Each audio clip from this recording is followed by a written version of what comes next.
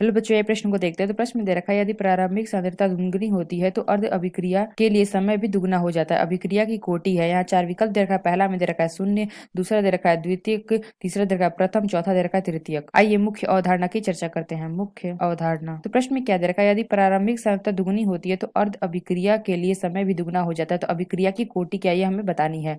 तो एन कोटि के लिए, अभिक्रिया के लिए एन कोटि की अभिक्रिया, देख हमारा सूत्र होता है, ये हमारा क्या होता है, टी 1/2 समानुपाती होता है ए 1 - n के। जहाँ पे हमारा ए क्या है, ए हमारा है प्रारंभिक सांद्रता और टी 1/2 ये हमारा क्या है, अर्धायु। तो प्रश्न में क्या दे रखा है कि प्रारंभिक सांद्रता दुगनी होती है तो अर्ध अभिक्रिया के लिए समय भी दुगना हो जाता है। तो यहाँ से अगर हम क्या कर सकते हैं, जो हमारा टी 1/2 देखा है यानी कि इसको हम 1 मान लेते हैं, बराबर यहाँ से हम समानुपाती का चिन्ह हटाएंगे तो हमारा हो जाएगा कि ए 1/1 - n, इसको हम मान लेते हैं 1।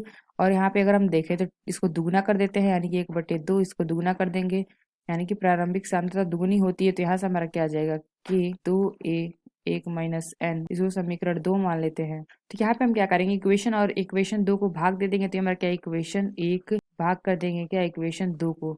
तो यहाँ से हमारा क्या आ जाएगा, टी 1/2 का 1 बटे में क्या लिख सकते हैं, टी 1/2 का 2 बराबर, यहाँ से हमारा क्या आ जाएगा, a की पावर 1 - n बटे में के 2a 1 - 2। तो यहाँ से हमारा क्या होगा, ये हमारा के और के कट जाएगा। तो यहाँ से नीचे देखे तो हमारा क्या आएगा, यहाँ से जो हमारा टी 1/2 और ये 2 है, यहाँ से इसको ऐसे हम लिख सकते हैं यानी कि टी 1/2 का 2 है। तो इसको हम क्या कर सकते हैं, 2 गुणे T1 1/2, एक इसको हम ऐसे लिख सकते हैं। तो यहाँ पे हमारा क्या आ जाएगा, और यहाँ पे अगर हम देखें तो ये हमारा आ जाएगा क्या, T1 1/2 का 1, और यहाँ से हमारा क्या आ जाएगा 2 टी, ये वाली जो हमारी वैल्यू आई है इसको हम रख देंगे तो ये हो जाएगा टी 1/2 का 1 बराबर a की पावर 1 - 1 बटे में 2 1 - n गुणे 1 इसको हम ऐसे लिख सकते हैं। तो यहाँ से हमारा क्या होगा, ये दोनों हमारा कट जाएगा। और यहाँ से अगर हम देखें तो a की पावर 1 - n और a की पावर 1 - 1, ये हमारा दोनों कट जाएगा। तो यहाँ से हमारा क्या आ जाएगा, 1/2 बराबर 1/2 1